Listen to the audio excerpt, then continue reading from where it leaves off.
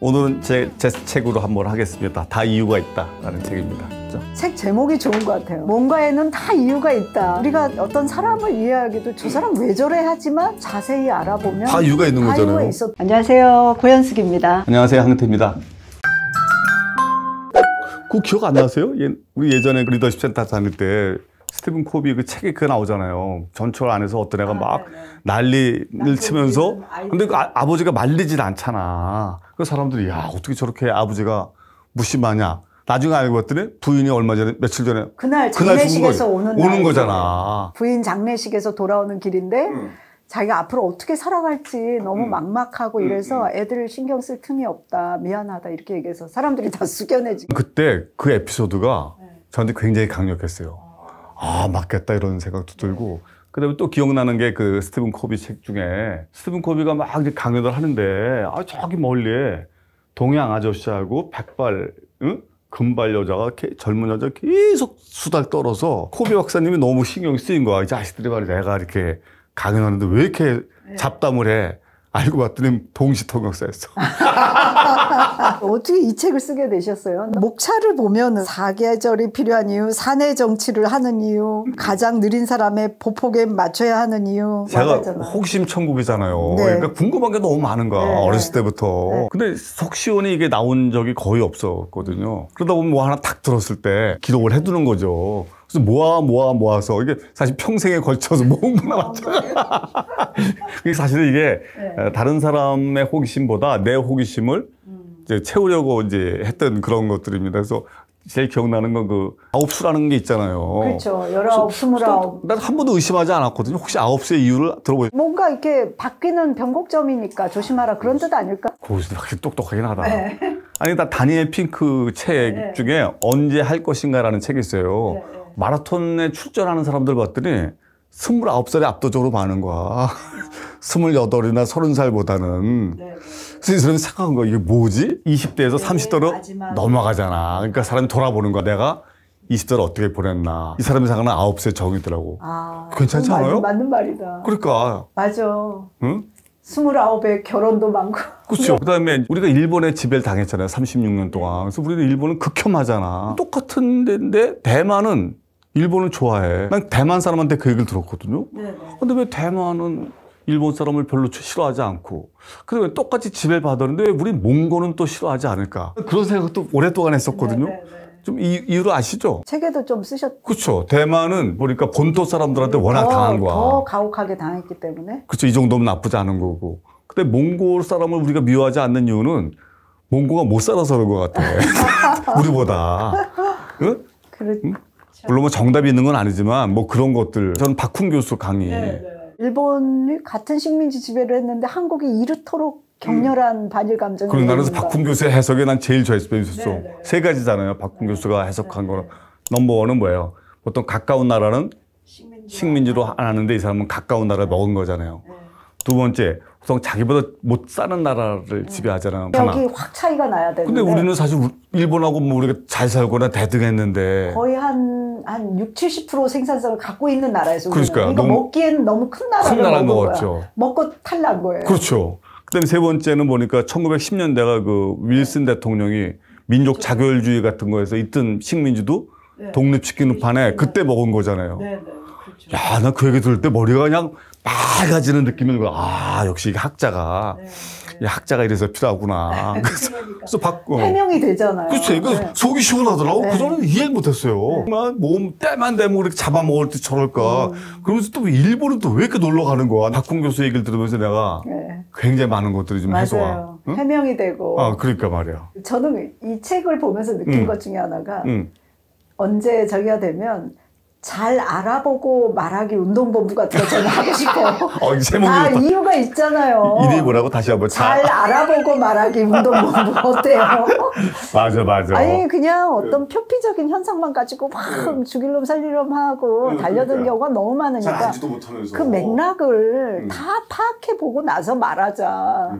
그런 운동, 국민운동 진짜 하고 싶어요. 좋다. 잘 알아보고 말하기 운동본부.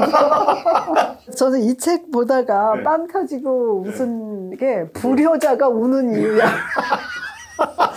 불효자는 웁니다 그거 있잖아요. 근데 이 책에 보니까 불효자는 진짜 가장 서럽게 운다는 거 아니에요. 부모가 가신 다음에.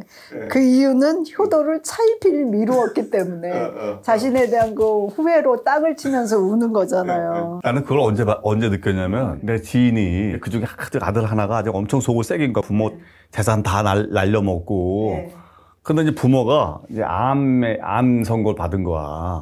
근데 가능성이 거의 없어. 나이도 많고 수술해봐야 소용이 없는 그런 암이야. 본인도 이제 항암 치료 안 받겠다는 이 불효자.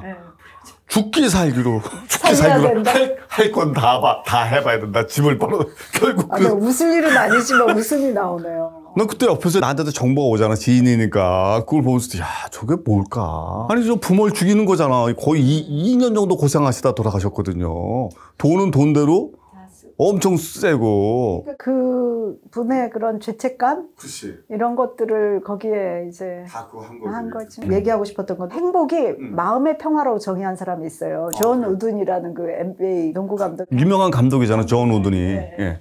존 우든이 뭐라 그러냐면 자기가 생각할 때 행복은 마음의 평화고 마음의 평화란 최선을 다했음을 아는 자의 자기 만족이라고 했어.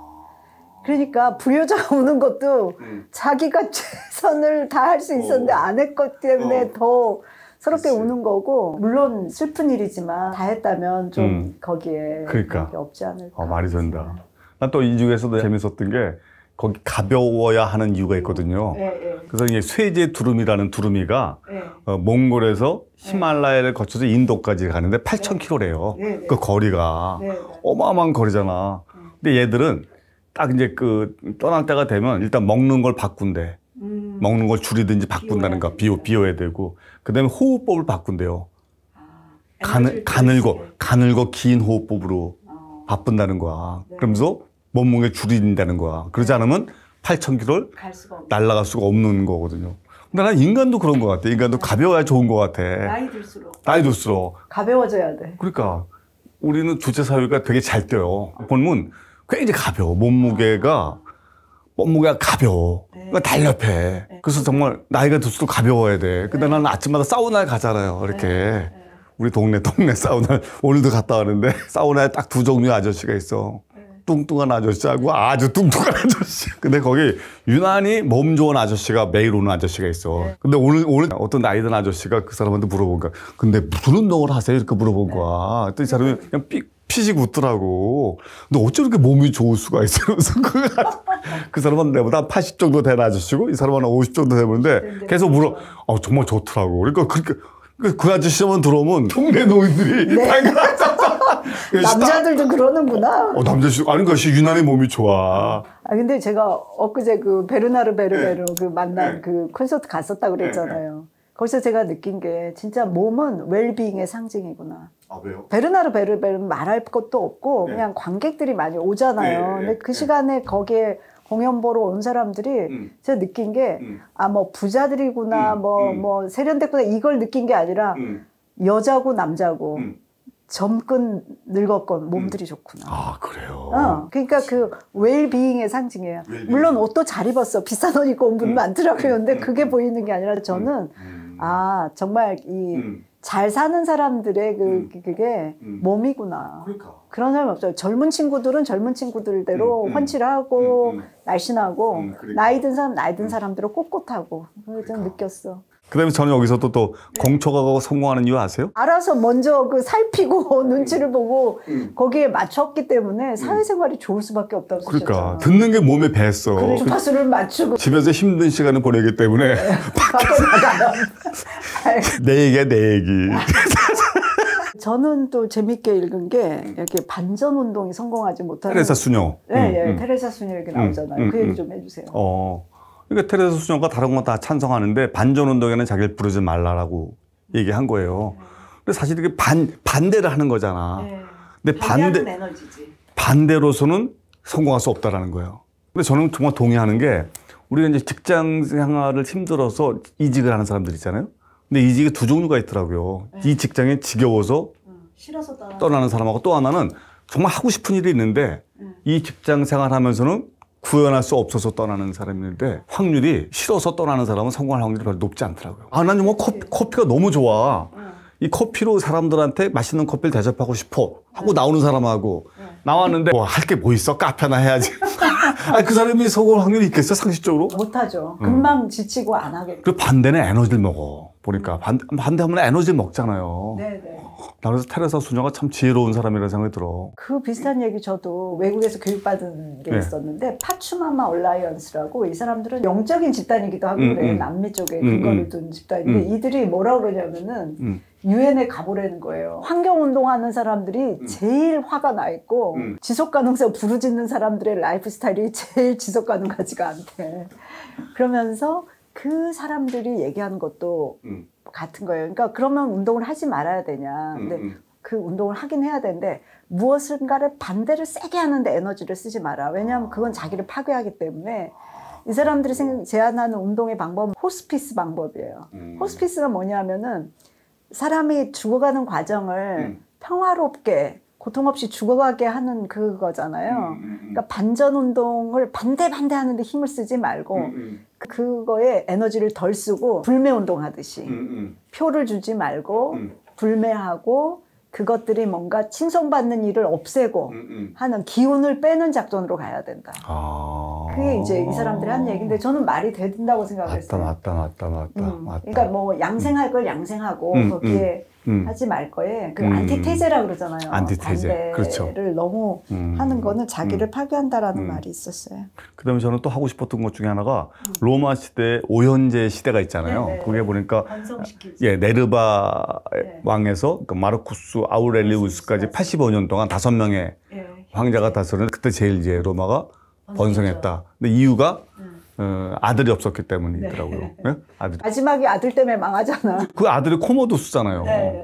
마르쿠스 아우렐리우스의 아들이 코모두스. 그러니까 난 요새 보면 재벌들이 뭐 이제 상속 문제 이런 것 때문에 막 이제 여러 가지 어려움을 겪잖아요. 그래서 저는 이제 그런 생각이 드는 거야, 이게. 우리도 아들한테나 혹시 자식들한테 주는 대신에 이렇게 오연제처럼 오연제는 양제를 뽑는 거니까 훨씬 똑똑한 사람 뽑을 수 있잖아. 응? 그러면 대한민국의 이런 생산성이나 이런 것들이 엄청 올라가지 않을까? 응? 왜? 그래서 나는 그 마르쿠스 로마 시대 오연제로부터 이런 상속 문제 때문에 고민하는 사람들은 승계 문제 같은 거 좀 배우면 어떨까라는. 응? 제가 그때 우리 말씀 나눴잖아요. 일본이 그 성인 입양이 가장 많은 이유가 기업을 물려주는데 제일 똑똑한 직원을 양자로 아예 들여버리는 거잖아요. 맞아. 그러니까 그거 훨씬 지속 안전하죠. 안전하고. 이해관계 일치시키고. 그러니까 말이야. 일본에 그래서 그 제일 뭐 경쟁력 있고 집안의 가업도 있게 하는 그런 방법이지. 그다음에 빈둥대는 상사의 연봉이 높은 이유를 아세요? 네, 말씀해 주세요. 직원들 볼 때는 이거 하는 것도 없는 것 같은데 빈둥빈둥 하는데 자기보다 한 서너 배 받잖아. 근데 그게 보니까 동기부여인 거야. 그렇죠. 응? 누구를 위한 연봉이냐. 글쎄. 자기 바로 밑에 사람이 쳐다보고 더 열심히 일하게 하는 위한 연봉이다. 이런 뜻이. 그렇죠. 그런 생각도 들어요. 예를 들면 환영회하고 송별회가 있을 때 어느 걸 더 성대하게 하는 게 도움이 될까? 혹시 그런 생각 해보셨어요? 안 해봤어요. 우리는 환영회는 열심히 해주는데 송별회 잘 안 해줘. 특히 이제 대기업의 임원들은 나갈 때는 정말 너무 안쓰럽게 그냥. 난 정말 꼭 고치고 싶다는. 어느 날 연말에 인사변령 나오고 나면 정말 싹 떠나잖아. 근데 난 그거는 회사한테 안 좋을 것 같아. 왜? 사람들을 그렇게 잘라내잖아요. 송별회도 안 해주고. 그러면 직원들이 어떤 생각을 해요? 나도 마지막에 저렇게 잘려나가겠구나. 그래서 난 리노공업 같은 데가 그걸 엄청 잘해주거든요. 리노공업이 송별회를. 근데 그 이유가 송별회는 사실 남아있는 자들을 위한 내가 볼 때는 그러네. 송별회는 그 사람은 보내는 것 같지만 사실 남아있는 자들을 위한 파티. 제사도 그렇잖아요. 죽은 자를 위해서 온 것 같지만 사실은 산 자들을 위한 축제잖아요. 죽은 자 덕분에 와서 죽은 자 얘기를 하면서. 나는 사실 이런 걸 볼 때도 그렇게 한번 좀 한층 더 깊이. 그러네. 좀 비틀어 볼 필요가 있네요. 글쎄요. 최근에 근데 어떤 책에 나왔냐면 영어로 FLUK라는 단어가 있더라고요. 혹시 들어보셨어요? 이게 최근에 나온 어떤 책 제목인데 책 제목이 뭐냐면 어떤 일은 그냥 벌어진다라는 책이야. 다 이유가 있다에 대척점이 있는 책. 이유 없이 이유 없이 벌어지는 것도 이루어진다. 있다. 근데 거기 어떤 사례가 나오냐면 2차 세계대전 때 그 원자탄을 떨어뜨렸잖아요. 근데 원래 히로시마가 아니고 원래는 교토였대, 교토. 원래 교토에 그 엔진 공장 같은 게 있는데 비행기 엔진 공장 하루에 400개 정도씩 만들었다는 거예요. 그래서 교토가 군수기지가 제법 있었다는 거야. 그래서 미군은 교토가 후보자 중에 하나였던 거야. 근데 그 당시에 그 국방부 장관인가 참모총장이 엄청 반대를 한 거야. 절대 떨어뜨리면 안 된다. 대도시니까. 그게 아니고 이 양반이 1920년도에 일본 교토 여행을 했는데 그게 좋았다는 거야. 너무 아름답고. 교토에 그 유적지니 뭐니 25년 전인가 교토 여행하고 그때 이제 그게 남은 거지. 이거는 절대 폭파하면 안 된다. 그래서 그 책에 사례가 나오더라고. 어떤 일은 그냥 벌어진다. 다 이유가 있는 게 아니다. 그래서 난 이 책 보면서 너무 재밌었어. 또 여기서 시를 읽는 이유라는 걸 쓰셨는데 좋은 시를 만나면 막힌 말고가 거짓말처럼 풀릴 때가 있고 좋은 말에 복고다 이렇게 쓰셨는데 저는 시인이야말로 천재들 같아요. 아, 그럼요. 최고의 창작가들은 시인들 100% 동감합니다. 네. 그렇죠? 근데 이 시를 읽는 이유에 대해서 그 소설가 김연수가 쓴 말이 있어요. 글을 썼는데 뭐라고 했냐면 썼어요? 자기가 시를 읽는 데는 실용적인 이유가 없기 때문에 무용하기 때문에 읽는다고 썼어.